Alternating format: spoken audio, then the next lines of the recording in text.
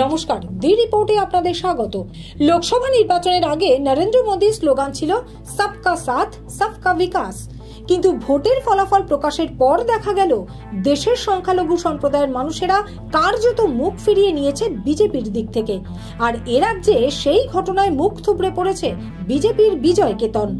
আর নির্বাচনী ফলাফল বিশ্লেষণের বিশেষ বৈঠকে মোদীজি স্লোগানের বিরোধিতা করে শুভেন্দু অধিকারী বলেন, যারা বিজেপির বিরোধিতা করেছে তাদের বাদ দিয়েই এবার বিকাশের পথে এগোনো দরকার।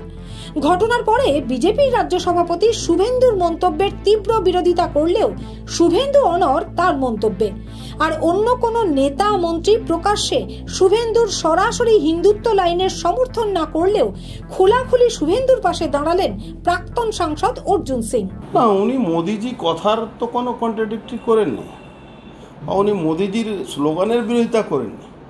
ওনার বক্তব্য যে আমাদের সঙ্গে আছে সব তার সঙ্গে আমরা থাকব। তো উনি বলেছেন সবকা সাথ সবকা বিকাশ, सबका साथ सबका विकास और जो हमारे साथ हम उसके साथ।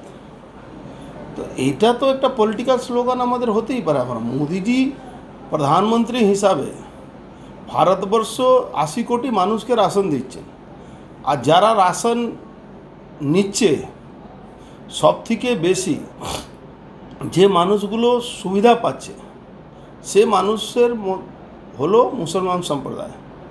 সব রকম সুবিধা তারা পাচ্ছে, সরকারি সুবিধা আর কেন্দ্র সরকারের সুবিধাটা। আর সব থেকে বেশি কেন্দ্র সরকারের বিরুদ্ধে কথা বলে, ইভেন ওদের একজন দেওবন্দের একজন আছে, উলেমা আছে, মদনী,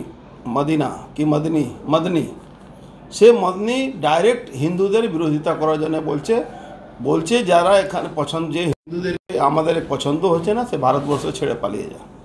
আলটিমেটলি কালকে শুভেন্দু অধিকারী বক্তব্যটিতে বোঝা গেছে কি যে কথাটা শ্যামাপ্রসাদ মুখার্জি বলেছিলেন, এক দেশ এক নিশান এক সংবিধান, যে মানবে না সে আমাদের দেশে কি করে থাকতে পারে।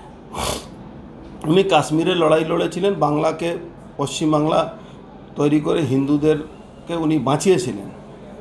আজকে বাংলাদেশে হিন্দুরা থাকতে পারছে না, 1% হয়ে গেছে। তো কালকে একটা বাঙালি হিন্দুর মধ্যে এই ছাপটা আমরা দেখতে পারলাম কি যে বাঙালি হিন্দুদেরকে বাঁচাবার জন্য যে লড়াই, যে হুঙ্কার, কে মুসলমান আমাদেরকে ভোট আমাদের সঙ্গে নেই, আমাদের সঙ্গে থাকবে না, সে মুসলমানদের অত্যাচার করার দরকার নেই। এটা উনি যা বলেছেন, একটা আমরা তো শ্যামাপ্রসাদ মুখার্জিকে আমি দেখার সৌভাগ্য পাইনি, কিন্তু যা পড়েছি, যা দেখেছি, যা শুনেছি, তাতে বোঝা গেল সেটা বাঙালি হিন্দুর মধ্যে সেই জোশটা আবার ফিরে দেখছি। আমি 2000% ওই শুভেন্দু অধিকারীকে সমর্থন। উনি কোনোভাবে মোদিজি স্লোগানের বিরোধিতা করেনি। উনি বাংলায় যে রাজনীতিক স্লোগানটা সেটাকে উনি বলেছেন, সেই স্লোগানের 100% না 2000% আমি সমর্থন করি।